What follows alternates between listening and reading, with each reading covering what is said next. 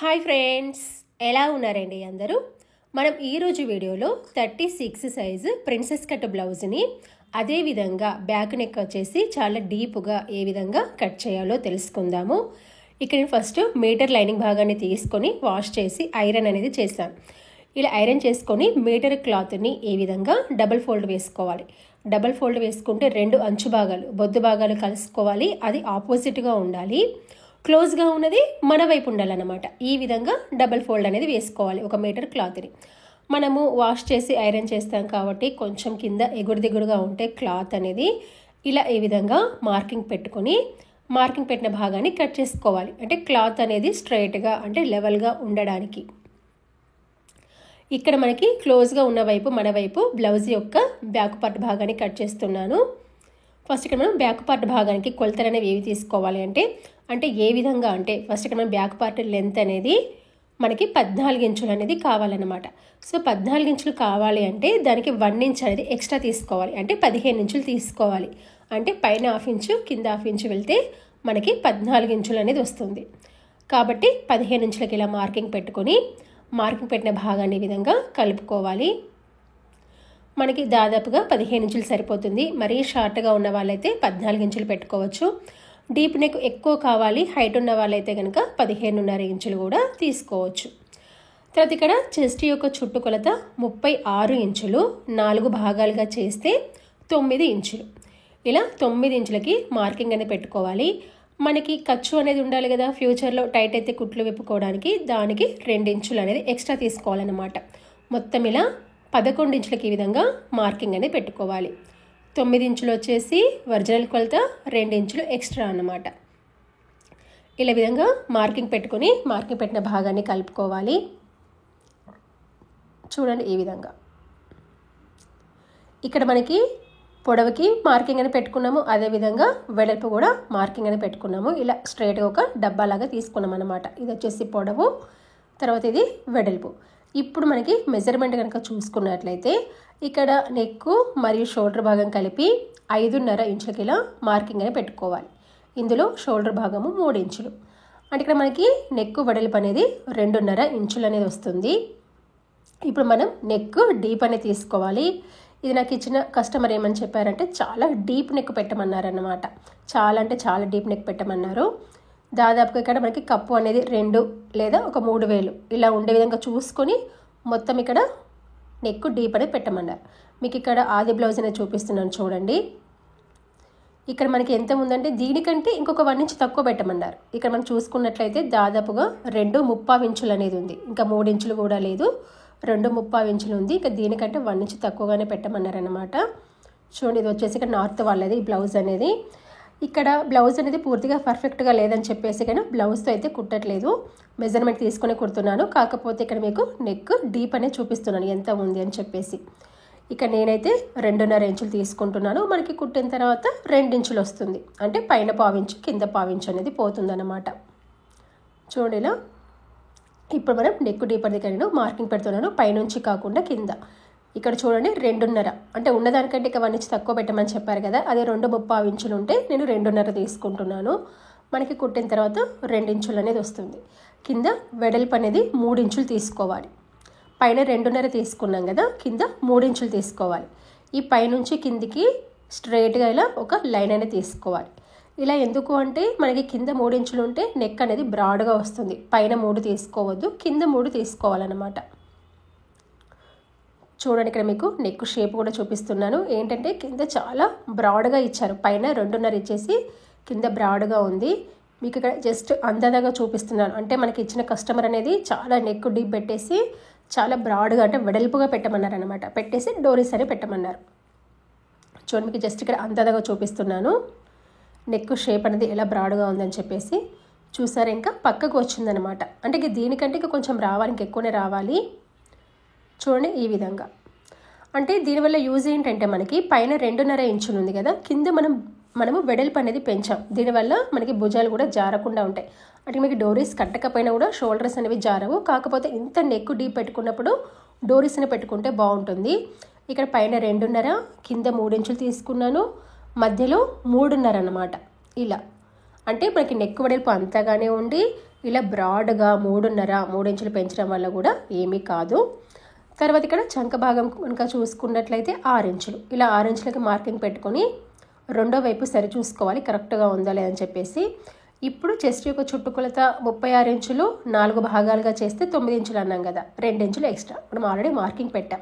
ఇప్పుడు మార్కింగ్ పెట్టిన భాగాన్ని విధంగా కలుపుకోవాలన్నమాట.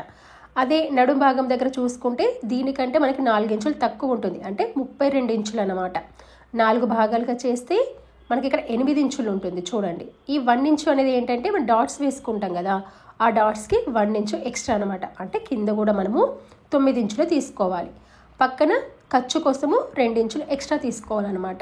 ఇలా ఇప్పుడు మనం ఈ చంక భాగం దగ్గర 1.5 ఇంచుకి మార్కింగ్ అనేది పెట్టుకోవాలి. మార్కింగ్ పెట్టుకుని దీనికి కర్వ్ భాగం తీసుకోవాలి. ఏ విధంగా అంటే చంక భాగంలో సగ భాగానికి ఇలా 3 ఇంచులకు స్ట్రైట్గా వచ్చి కర్వ్ తీసుకోవాలి.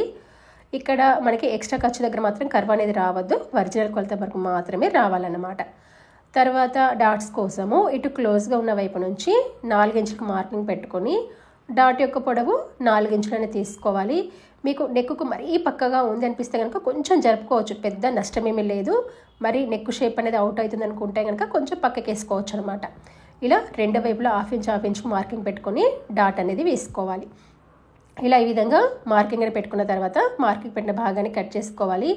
ఇక్కడ చూడండి, మనకి పైన హాఫ్ ఇంచు కింద హాఫ్ ఇంచు ఖర్చులో పోతుంది. జస్ట్ మీకు ఇక్కడ ఐడియా కోసం చూపిస్తున్నాను. ఇలా విధంగా మార్కింగ్ పెట్టుకొని మార్కింగ్ పెట్టిన భాగాన్ని కటింగ్ అనేది చేసుకోవాలి. మీకు కనుక ఈ వీడియోలో ఏమైనా సందేహాలు ఉంటే నాకు కామెంట్స్ రూపంలో తెలియజేయండి, నేను వాటికి ఖచ్చితంగా రిప్లై అనేది ఇస్తాను. అదేవిధంగా మీకు కనుక వీడియో నచ్చినట్లయితే ఖచ్చితంగా లైక్ అనేది చేయండి. ఇక్కడ చూడండి, ఇలా మనం బ్యాక్ పార్ట్ భాగాన్ని కట్ చేసుకున్నాం కదా, ఇప్పుడు ఫ్రంట్ పార్ట్ భాగాన్ని కట్ చేసుకోవాలన్నమాట. ఇక్కడ చూడండి, మనకి ఫ్రంట్ పార్ట్ ఇలా పై వైపున తీసుకోవాలి. ఇది వచ్చేసి ఇక్కడ మనకి నెక్ భాగం కదా, ఇది మనకి ఉక్స్ పట్టి కాజా పట్టికి యూజ్ అవుతుంది ఫ్రంట్ పార్ట్కి. ఇక్కడ సేమ్ అదే విధంగా మార్కింగ్ పెట్టుకోవచ్చు. నేను క్లాత్ని తిప్పాను. ఎందుకు క్లాత్ని తిప్పానంటే నేను కొంచెం ఎక్స్ట్రా ఖర్చు పెట్టడం మర్చిపోయాను అనమాట.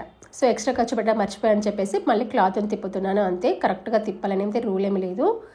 ఇలా అనుగుణంగా ఇక్కడ హ్యాండ్స్ అయితే కట్ చేయట్లేదు, ఫ్రంట్ పార్ట్ని కట్ చేస్తున్నాను. ఇక్కడ ఉన్నదానికంటే ఒక 1 ఇంచ్ ఎక్స్ట్రా తీసుకోవాలి, అది మీకు తర్వాత చెప్తాను. సో ఉన్నదానికంటే 1 ఇంచ్ ఎక్స్ట్రా తీసుకోవాలని చెప్పాను కదా, అది స్టార్టింగ్ మర్చిపోయి మార్కింగ్ పెట్టాను, అందుకే క్లాత్ని తిప్పేసి ఇక్కడ 1 ఇంచ్ ఎక్స్ట్రా చూసుకొని ఇప్పుడు మనకి బ్యాక్ పార్ట్ ఏ విధంగా ఉందో సేమ్ అదే విధంగా మార్కింగ్ పెట్టుకోవాలి. చూడండి, ఇక్కడ యాస్టీస్ గడమ మార్కింగ్ అని పెట్టాను. ఇప్పుడు బ్యాక్ పార్ట్ భాగాన్ని తీసేయాలి. ఇది వచ్చేసి ఇక్కడ మనకి ఎక్స్ట్రా ఖర్చు మార్కింగ్ అనమాట, చూసారా. తర్వాత ఇక్కడ మనకి ఇక్కడ షోల్డర్ భాగము 3 ఇంచులు కరెక్ట్గా ఉందో లేదో ఇక్కడ మీకు సరి చూస్తున్నాను. ఆ తర్వాత చంక భాగము 6 ఇంచులు. ఇక్కడ మీకు 2 విధాలుగా చూపిస్తున్నాను, అంటే మళ్ళీ కూడా మార్కింగ్ పెట్టి చూపిస్తున్నాను. ఇక్కడ ఉన్నదానికంటే ఒక హాఫ్ ఇంచ్ డౌన్కి రావాలన్నమాట. ఇక్కడ మనం 1.5 ఇంచు డౌన్ పెట్టాం కదా చంక భాగానికి, బ్యాక్ ఫ్రంట్ 1 ఇంచ్ రావాలి, అంటే ఉన్నదానికంటే హాఫ్ ఇంచు డౌన్కి అనమాట. తర్వాత ఇక్కడ నెక్ డీప్ అనేది మామూలుగా 6 ఇంచులు సరిపోతుంది ఎవరికైనా కూడా, మరీ షార్ట్గా ఉంటే కనుక 5.5 ఇంచులు తీసుకోవాలి.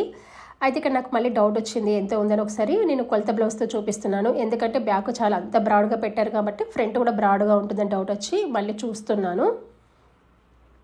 ఇక్కడ బాడీ మెజర్మెంటే తీసుకున్నాను, కాకపోతే కొలత బ్లౌజ్ జస్ట్ ఐడియా కోసం తను ఇచ్చిందనమాట.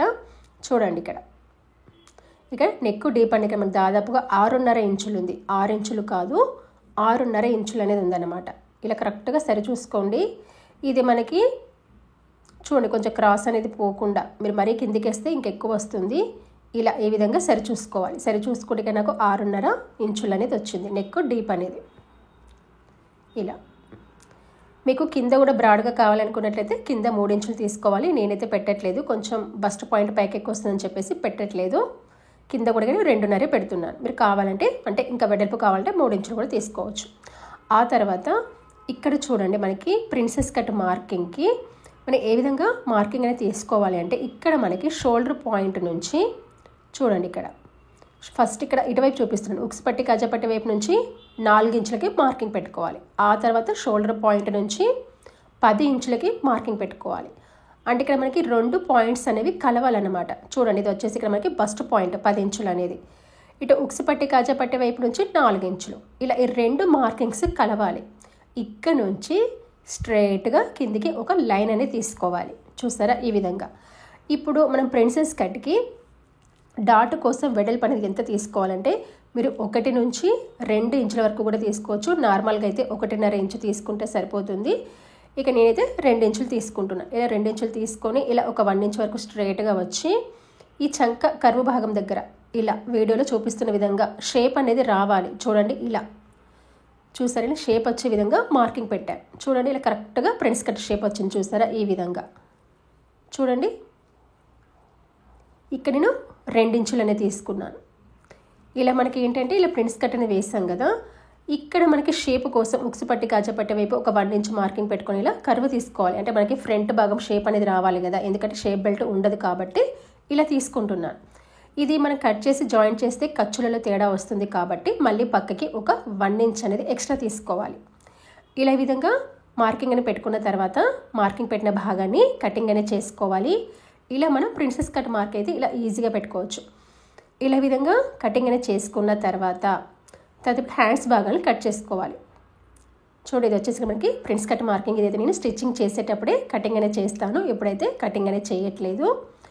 ఇప్పుడు రెండో చివరి వైపున మనకి క్లాత్ అనేది మిగిలింది కదా, ఇది ఆల్రెడీ డబల్ ఫోల్డ్ ఉంది. దీన్ని తిరిగి మళ్ళీ డబల్ ఫోల్డ్ వేసుకోవాలి, అంటే 4 వరుసలుగా వేసుకోవాలి. ఇక్కడ మనం హ్యాండ్స్ భాగాన్ని కటింగ్ అనేది చేసుకోవాలి. ఇక్కడ పొడవు అనేది ఎంత ఉండాలి అంటే ఇక్కడ ఫస్ట్ 8 ఇంచులు ఉంది కదా, అసలు మనకి ఎంత ఉండాలంటే ఇక్కడ చెస్ట్ యొక్క చుట్టుకొలత 36 ఇంచులు అన్నాం కదా, 4 భాగాలుగా చేస్తే 9 ఇంచులు. మనం దీనికంటే 1.5 ఇంచు తక్కువ తీసుకోవాలన్నమాట. 1.5 ఇంచు అంటే ఇక్కడ మనకి 7.5 ఇంచులు వస్తుంది. బై మిస్టేక్ 8 ఇంచులు అని రాశాను, 7.5 ఇంచులు అనేది వస్తుందన్నమాట. ఇక్కడ మళ్ళీ సరి చేస్తున్నాను, 7.5 ఇంచులు. మళ్ళీ దీనికి ఖర్చు అనేది ఉండాలి కదా, 2 ఇంచులు అంటే మొత్తం 9.5 ఇంచులు అనేది ఉండాలి. సో ఇదే విధంగా కట్ చేసుకుంటే హ్యాండ్కి 2 వైపులా జాయింట్ పడుతుంది. అలా కాకుండా ఒకవైపు మాత్రమే జాయింట్ పడాలంటే ఈ విధంగా ఇలా వీడియోలో చూపిస్తున్న విధంగా ఫోల్డింగ్ వేసుకుంటే హ్యాండ్కి ఒకవైపు మాత్రమే జాయింట్ వస్తుంది. కొంచెం మనకి నీట్ లుక్ అనేది ఉంటుందన్నమాట. చూడండి, ఇలా 9.5 ఇంచులు అనేది వచ్చింది. ఇలా ఫోల్డింగ్ వేసుకున్న తర్వాత ఈ చివరి భాగాన కొంచెం లెవెలింగ్ కోసం ఇలా మార్కింగ్ పెట్టుకొని మార్కింగ్ పెట్టే భాగాన్ని కటింగ్ అనేది చేసుకోవాలి. ఇక్కడ నేను ఎల్బో హ్యాండ్స్ కటింగ్ అనేది చేస్తున్నాను. ఇక్కడ మనకి మామూలుగా ఎల్బో హ్యాండ్ లెంత్ అనేది ఎంత ఉండాలంటే మీరు 10 ఇంచుల నుండి 12 ఇంచుల వరకు కూడా తీసుకోవచ్చు ఎల్బో హ్యాండ్ లెంత్ అనేది. ఇక నేనైతే 11 ఇంచులు అనేది తీసుకుంటున్నాను ఎల్బో హ్యాండ్ లెంత్ అనేది. మనం 11 ఇంచులు తీసుకుంటున్నాం కదా, కుట్టిన తర్వాత అది 10 ఇంచులు వస్తుంది. ఎందుకంటే ఇటువైపు 1/2 ఇంచు అటువైపు 1/2 ఇంచు పోతే 2 వైపులా మనకి 10 ఇంచులు వస్తుంది అన్నమాట కుట్టిన తర్వాత. ఇలా 11 ఇంచులకు మార్కింగ్ పెట్టుకొని మార్కింగ్ పెట్టిన భాగాన్ని ఈ విధంగా కలుపుకోవాలి. ఇలా కలుపుకున్న తర్వాత ఇప్పుడు హ్యాండ్ యొక్క లూజ్ అనేది తీసుకోవాలి. ఇక్కడ హ్యాండ్ యొక్క లూజ్ వచ్చేసి 5 ఇంచులు. ఇలా 5 ఇంచులకు మార్కింగ్ పెట్టుకున్న తర్వాత దీనికి కూడా ఖర్చు అనేది ఉండాలి కదా, ఒక 2 ఇంచులు లేదా 1.5 కూడా తీసుకోవచ్చు. ఇలా తీసుకున్న తర్వాత ఇప్పుడు దీనికి కర్వ్ భాగం అనేది తీసుకోవాలి. హ్యాండ్ కర్వ్ భాగం వచ్చేసి 3 ఇంచులు. ఇలా 3 ఇంచులకు మార్కింగ్ పెట్టుకొని దీనిపైన ఒక లైన్ అనేది తీసుకోవాలన్నమాట. ఇలా ఒక గీత కొట్టిన తర్వాత దీనిపైన ఇప్పుడు మిడిల్ లూజ్ తీసుకోవాలి. ఇప్పుడు ఇక్కడ మీకు చెప్పాను కదా, 36 ఇంచులు 4 భాగాలుగా చేస్తే 9.5, 1.5 ఇంచు తీసేస్తే 7.5. ఇలా 7.5 ఇంచుల మార్కింగ్ పెట్టుకొని కింద 2 ఇంచులు ఖర్చు అన్నమాట. ఇప్పుడు హ్యాండ్ లూజ్కి మిడిల్ లూజు, ఎక్స్ట్రా ఖర్చుకి ఎక్స్ట్రా ఖర్చు భాగం. చూడండి, ఈ విధంగా మార్కింగ్ పెట్టుకోవాలి. కర్వ్ అనేది ఏ విధంగా తీసుకోవాలంటే 1 ఇంచు వరకు ఇలా స్ట్రైట్గా వచ్చి ఇలా ఈ విధంగా కర్వ్ అనేది తీసుకోవాలి. దీనికి హ్యాండ్ యొక్క ఫ్రంట్ డీప్ కూడా తీసుకోవాలి. సేమ్ 1 ఇంచ్ వరకు స్ట్రైట్గా వచ్చి 1/2 ఇంచు లోపలికి అన్నమాట. చూడండి, ఇది వచ్చేసి హ్యాండ్ యొక్క ఫ్రంట్ డీప్. ఇక్కడ హ్యాండ్ యొక్క ఫ్రంట్ డీప్ అయితే ఇప్పుడు కట్ చేయట్లేదు, అది స్టిచ్చింగ్ చేసేటప్పుడే కటింగ్ అనేది చేస్తాను. ఇలా ఈ విధంగా మార్కింగ్ అని పెట్టుకున్న తర్వాత మార్కింగ్ పెట్టిన భాగాన్ని కటింగ్ అనేది చేసుకోవాలి. ఇక్కడ మనకి ఒకవైపు జాయింట్ పడుతుందని చెప్పాను కదా, ఇక్కడ మనకు కొంచెం మిగిలిన క్లాత్ అనేది ఉంది కదా, ఆ మిగిలిన క్లాత్ని ఇలా డబల్ ఫోల్డ్ వేసుకొని చూడండి, ఒక ఖర్చు ఎక్స్ట్రా తీసుకోవాలి. మనం జాయింట్ చేస్తాం కాబట్టి ఉన్నదానికంటే ఒక ఖర్చు ఎక్స్ట్రా అన్నమాట. ఇలా వేసుకుని దీని చుట్టూ మార్కింగ్ పెట్టుకొని మార్కింగ్ పెట్టిన భాగాన్ని కటింగ్ అనేది చేసుకోవాలి. ఇక్కడ చూడండి, మనము జాయింట్ చేయాల్సిన భాగము మనకి కుట్టేటప్పుడు కొంచెం ఈజీగా ఉండడానికి ఇలా పిన్ అనేది పెడుతున్నాను. హ్యాండ్ యొక్క ఫ్రంట్ డీప్ అనేది మనం స్టిచ్చింగ్ చేసేటప్పుడు కట్ చేసుకుంటే సరిపోతుంది. సెంటర్ పాయింట్ చిన్న కటింగ్ అనేది ఇస్తున్నాను, జస్ట్ ఇక్కడ మనకి గుర్తు కోసం అన్నమాట. ఇప్పుడు మనకి మిగిలిన క్లాత్ అనేది ఉంది కదా, ఈ మిగిలిన క్లాత్లో నెక్ భాగం వేయడానికి క్రాస్ ముక్కని కటింగ్ అనేది చేసుకోవాలి. ఇక మీకు మళ్ళీ స్టిచ్చింగ్ చేసేటప్పుడు ఇంకా చూపిస్తాను చూడండి. మనకి ఇక్కడ ఇలా ఉంటే స్ట్రైట్, ఇలా ఉంటే క్రాస్ అన్నమాట.